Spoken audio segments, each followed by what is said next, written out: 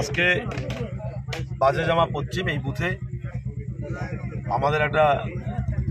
খুলি বৈঠক ছিল এবং সেই খুলি বৈঠকের মধ্য দিয়ে এই এলাকার 12টি পরিবার তাদের পরিবারের সমস্ত সদস্যদের নিয়ে প্রায় 40 থেকে 45 জন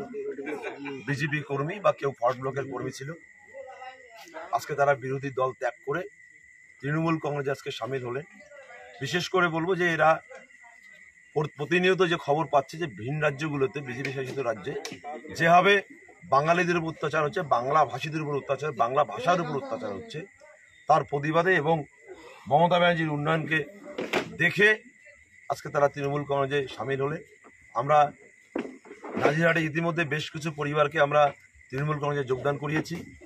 এবং বিশেষ করে পশ্চিম বাজে জামা যেখানে আমরা গত পঞ্চায়েত নির্বাচনে ভালো ফল করতে পারিনি,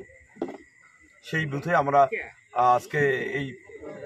12টি পরিবার এবং তাদের সমস্ত সদস্যরা দলে যোগদান করায়